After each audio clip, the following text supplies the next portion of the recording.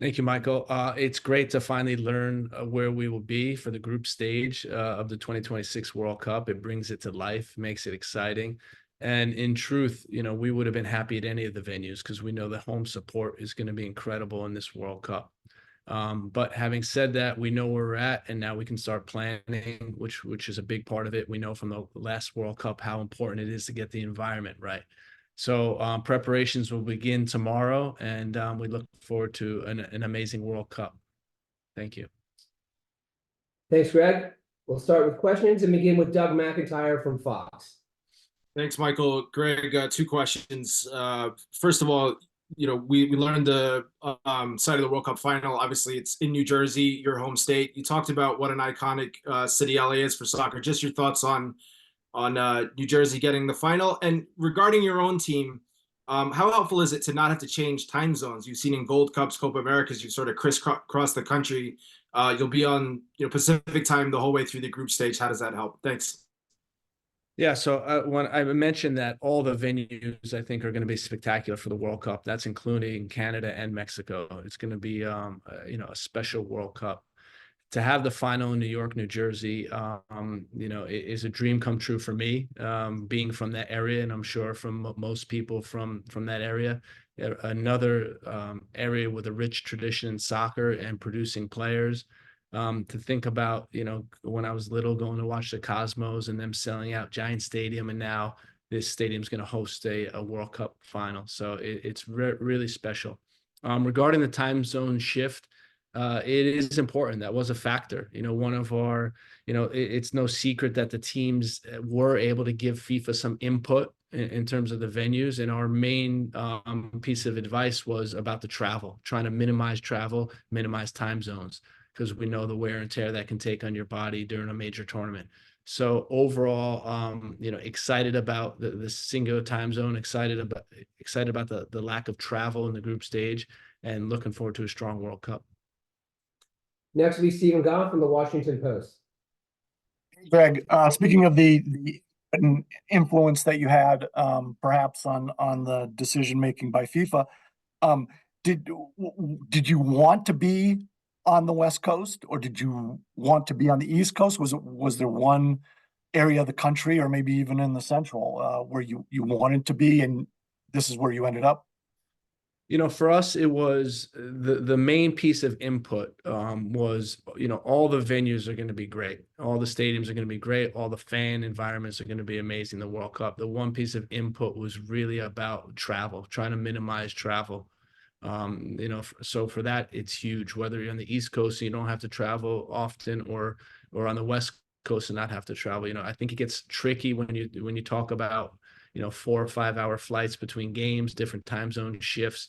So that was it. And then FIFA, ultimately made the decision. And but we're really thankful that at least they asked for our input. I'm sure they did the same for Mexico and Canada. It just shows that they're in tune with the host nations, which I think is important. Okay, thanks. Next will be Ron Blum from the Associated Press. Hey, Greg, how are you? Hey, Ron. Hey, what was the process? When did FIFA first talk to you? Who did you speak to with FIFA, and where did they leave you at? Did they would take a lot of your input and would go in that direction, or meld it together with what other?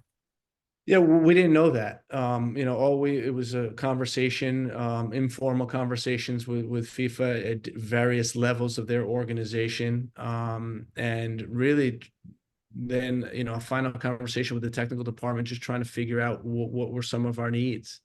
And so we communicated that, and then it was ultimately in their hands as to the decisions, and we had to live with them. We're happy with how it turned out, and we look forward to to being in LA. I mentioned about the stadium being probably one of the best stadiums in the world, and get to play there twice in the group stage, and then go up to the Pacific Northwest, where I haven't been personally as a coach, and I'm looking forward to it because I remember the days of playing against Seattle Sounders and the amazing crowd support that they have. And I mentioned, about the march to the stadium, and I'm just picturing us in the team bus and going through the city and seeing all the people and the smoke and everything. It's just, I'm getting goosebumps talking about it now. So it's really exciting. We'll go to Henry Bushnell from Yahoo.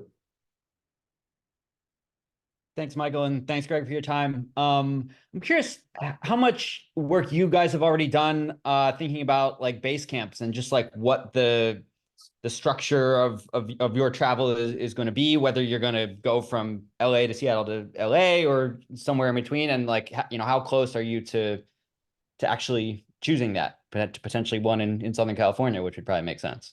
Yeah, well, we've done a lot of work on the base camp already. We're building a national training center, and that will be open before 2026. So, that's very much in our plans to utilize our national training center, state-of-the-art facility. I'm thinking about the guys going there for the first time. It's going to blow them away.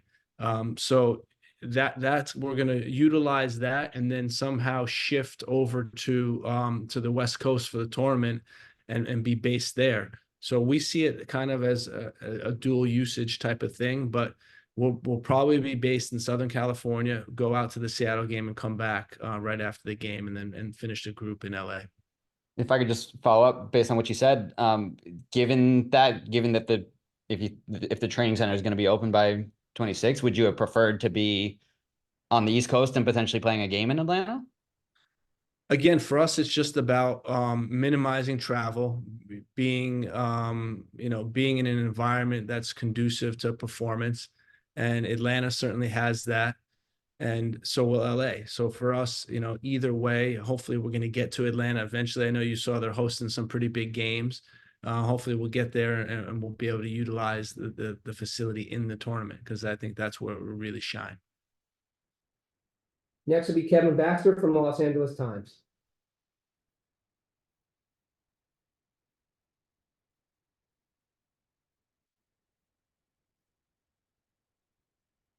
Kevin, you should be able to unmute your line.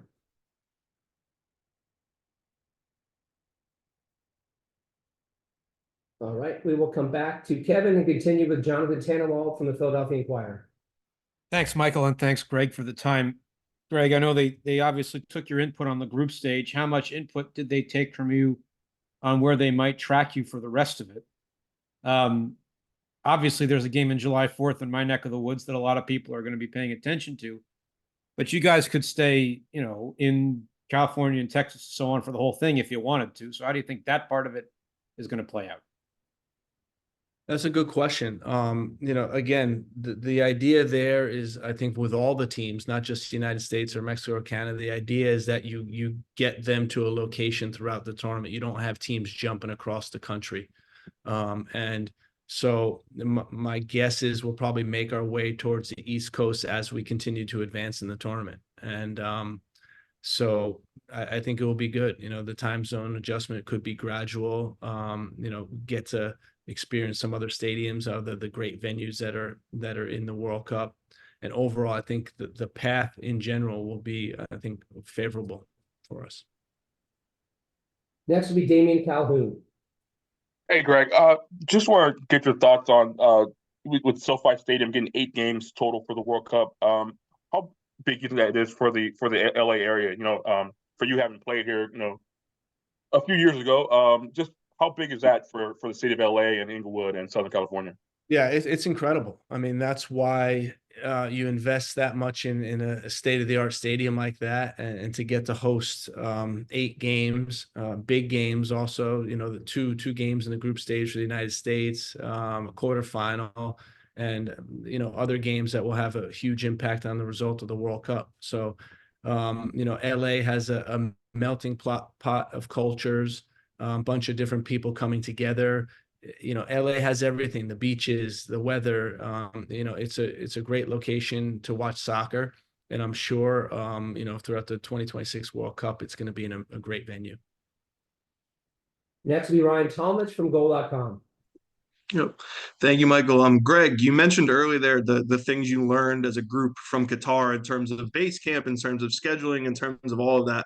obviously this is a much different tournament, whether that's layout, whether that's the time between games. I think you have 3 games in 14 days. And in this situation, what are the things that you definitely want to take from Qatar and apply to this? And what are the things that you think you aren't going to be able to take from Qatar and the challenges you're going to have to figure out with it? Yeah, well, we're definitely getting on a plane, right? We're not, we can't change that. So we're getting on a plane. That's something that's different. But the other thing that's most important is about the competition and the guys, our group. We had 25 of the 26 players made their World Cup debut in 2022. So now going into 2026, we'll have guys that have been there before. And that's the most important thing, understanding what these games are like, what the level's like, understanding the fine line between success and failure. And those are all key elements of the World Cup that we needed to learn. So I think, overall as a staff, in terms of the environment around the training ground, around the base camp, it's really important to get that right. You're in the same area for a long period of time. You're going to have to plan that out carefully. So overall, we're looking at, how do we continue to build the team culture in base camp? How do we continue to have great training environments? And then, on game day, what's that experience like? What are the stadiums like that we're playing in? All things to consider. We will go back to Kevin Baxter. Okay, let's see if I got this right. Can you hear me this time? We can. Hey, Kevin. Oh, good. Sorry about that. Thanks for hanging in there. And to follow up on Henry's question, I kind of thought it looked like it would be appealing to you to stay on the East Coast and use Atlanta. But one thing that you've done as coach of the national team is you've had base camps in so many different parts of the country and played in so many of these stadiums. Do you feel like you're not going to be surprised by anything, that you're familiar with just about every place that you're going to go, which might give you a little bit of an advantage? I think so. That's certainly part of it, but I think the advantage is just going to come from the supporters, from the fans. When we think about, not just where we're playing, not just Los Angeles or Seattle, just having the whole country behind us when we're playing, having them tuned in, is an amazing feeling. And, we know how Americans get behind their teams at international events. We know how Americans can host international events. So when you add those two things together, it's going to be an incredible environment for our team. So that's the first thing. The second thing is, when you think about this long window, it is a lot more time between games. We will have to split up our time. So we will most likely be using Atlanta prior to the start of the World Cup, which would be great to be in our own facility. Then we head out west for the tournament. Hopefully we get back to the Atlanta area for the semifinals. So it's going to be, a lot of planning that needs to take place, but, just really excited about it. We'll go to Paul Kennedy from Soccer America. Thank you. Thanks for doing this. Greg, I got 2 quick questions for you. There's a lot of time between games, which is a lot different than Qatar. How will you, sort of plan between games? And secondly, will you make it a priority to try to get to LA and Seattle for friendly games between now and the World Cup, knowing that you'll be playing there during the tournament? I don't think we'll necessarily make that a priority. A lot of the guys are familiar with those venues, have played in LA, have been there, have been to Seattle, know what the environment's like. So I'm not sure that's definitely a priority. Our priority is preparing the team to win games. And we have Nations League and we have Copa America to test that. We have another Gold Cup coming up that will build the strength of the team. So that's going to be the most important thing. Regarding the time between games, it will give you more time on the field to train, and more time to be together. And that's where the planning comes into play. That's where having a cohesive group is really important, because you are together for a longer period. But overall, between the pre-camp and during the tournament, we think it's going to be, a great opportunity for this group. Next is Sanjay Sujan-Thakumar. Thanks, Michael. Thanks, Greg. 3 questions. I'll keep them quick, I swear. First one, more travel, as we've discussed here. There's an extra round of games too, and in some cases you have 3 teams getting out of groups. Is it fair to assume you'll be looking to sub and rotate more with the squad? And how much of that is impacting how you plan squads now, if at all? Second question, can you just reflect on from the time you took over to now, your role as head coach off the field, as you get closer to the World Cup and you want there to be buzz and hype around the team, which we now know is in the is playing 2 games in the entertainment capital of the country. Are you excited about that promotional piece of being head coach? Have you embraced that? And then last question, easy one. There's already a debate on social media about this. The people in New Jersey need to know, is the final in New York and New Jersey, or is it just in New Jersey? Thank you. Well, they announced it officially as New York, New Jersey, I think, or New Jersey, New York. So I'm gonna go with FIFA. If it was up to me, it would just be New Jersey, but that's just me, right? Officially, it's New York and New Jersey. You asked 3 questions. We've never had that before. This is a first, actually. I think we should take a moment and reflect on that. Ivor Scalarsa would be proud Yeah, of you, you Sanjay. would. You really took it to the next level, Sanjay. The promotional piece to me is also about the public getting to know our team between now and 2026, because it really is, it represents, American diversity at its best. When you think about our group, and it's good guys, it's hardworking guys, it's guys that want nothing but to make the nation proud. And that would be my goal, is but now into 2026, the public, their household names, and the public really knows them as personalities and really is behind them and pulling for them to be successful. So that's that part of it. And the first question was, I even forgot it because this is 3 questions ago. What was it? Travel and distance. Oh, the travel and the distance. That's going to come into play for rotating the squad also. That's going to come into play. We're going to have to take it as it comes. The first round, plenty of time between games. That trip to Seattle, the 2-hour trip to Seattle, won't be too bad. Plenty of time to recover in between games. So I'd imagine that, there wouldn't be that much rotation necessary in these games. But you still want to prepare a team. You want to have players on your roster that can contribute, and you want to have the whole squad pulling in the same direction. We know how important that is for any team to be successful at the World Cup. We have time for a few more questions. We'll continue with Donald Wine. Thanks, Michael. Hey, Greg, happy Sunday. Following up on some of Donald. the questions about LA and Seattle, of course, these games are different elements. Of course, this being the summer, but LA is going to be usually sort of hot. Seattle gets a little rainy. Have they talked to you about, preparing for those elements, but also have they talked to you about the times of the games? Are we expecting games at night, or are we expecting some of these games to be during the daytime? That hasn't been fully flushed out yet, so I can't comment on that. I know that's hopefully will come, sooner rather than later, so we can plan that. But, I know from SoFi Stadium is a state-of-the-art stadium. I know they get a good breeze in there. I know it's covered. You're not getting direct sunlight. Everything I heard of doing the intel is that it's a fantastic environment in the stadium, fantastic temperature, no matter what the temperature is outside. So, I think that's a bonus for us. And then when you go to Seattle, just the loud, the echo in the stadium, the fans in the stadium, to have a wet surface is ideal in soccer. So, I don't see too many negatives with that. I think it's going to be a great environment for our team to see and to play in front of. Next will be Emily Olson. Hi, Greg. I hope you're doing well. Thanks for taking the time.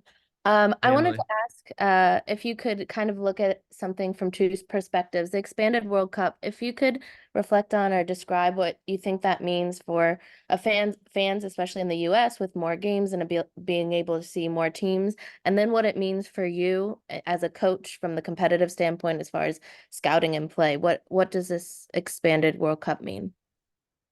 Well, I think starting off for global soccer and growing the game of soccer, we have an initiative in the United States, and the World Cup is going to help with this, is to grow the game of soccer. And if you think about globally, what 48 teams in the World Cup does is help that global reach. There's going to be 48 countries that are deeply invested in how their team does at the World Cup. It's going to be a new format. And exciting for a lot of people. You see in CONCACAF that there's going to be teams that have probably never been to the World Cup that will be going for the first time. So I think it's good news. It's exciting news. What it does for the group is still TBD. You know, when we played Uzbekistan and Oman in September, one of the ideas is that these could potentially be teams that qualify from Asia. So it's great to start playing them now. And you know, playing Ghana as an African team is another team that's expected to be at the World Cup. So it's going to be interesting to see how that pool expands. And as we get the exact numbers of teams and see how the qualifying shapes up, we'll be able to really game plan and scout our opponents thoroughly. We'll go to Pardeep Katri from CBS Sports. Hi, Greg. Thanks for taking the time. I think it sort of feels obvious that this team wants to perform on home soil, but I would just love to hear from your perspective why putting on such an important showing is really a priority for you when the World Cup comes here. Well, it's, you know, the objective is always to perform really well and go as far as you can. You always want to do great. We want to do great in 2022. And when you look at it, you know, we perform well, but there's better levels to reach. And now on our home soil, we know how much home fans can help and how home fans can push the home team. So, you know, for us, it's about making our nation proud. And when I think about the dreams that our players had of growing up and playing in their local clubs, and now they're some of the biggest clubs in Europe, and now it's about, you know, coming back and uniting and trying to grow the game. And one way to really grow the game and to change soccer in America forever is to perform well and do something that no U.S. team has ever done before. We'll go to Jake Feder from the Daily Mail. Thank you, Michael. Hi there, Greg. Hope you're doing well on this Sunday. This might be a question that Michael steps in and answers, but I figured I would ask you. There were a lot of rumors and questions about SoFi Stadium and whether or not they would be able to actually host matches at this tournament because of how narrow the pitch is. It seems now that they're set to host 8 games. So I was wondering if, as far as you're aware, SoFi is doing those necessary renovations to expand the pitch size. If not, how do you expect that to affect your play? You are correct in guessing there, Jake. That is certainly the expectation. I think FIFA can speak to that directly in terms of field size, but what our understanding certainly is that all of the stadiums meet the necessary qualifications for hosting the World Cup. Okay, thank you. Our last question comes from Andrew Jones. Thanks as always, Michael and Greg. I hope that you're doing well. I know you're probably happy about North Carolina getting that win over Dukies last night. Just want to ask you. I was in Chapel Hill, man. I could imagine. You were. Just want to ask you just what you thought about the full presentation, seeing Kevin Hart there and Gianni Infantino getting in sort of a hosting role there. We've already sent him a tattoo, USA all the way. So that's already done. But I actually like that idea. And I'm sure there's going to be a lot of people around the United States getting tattoos saying USA all the way. No, I mean, I think it just shows the global reach of football and how popular it is worldwide. And you're getting superstars coming out to be on the unveiling of the final and the group stage. And you know, soccer is huge globally, and everybody knows that. And you know, we're most excited for the public to get to know our team up close and personal, and then to really experience what high level soccer is about in this major tournament. You know, the last time we hosted the Men's World Cup was in 1994. The Women's World Cup was in 2003. So it's been quite a while. And now to see this international event and all the people coming from abroad to come to the United States and really enjoy the show that's going to be.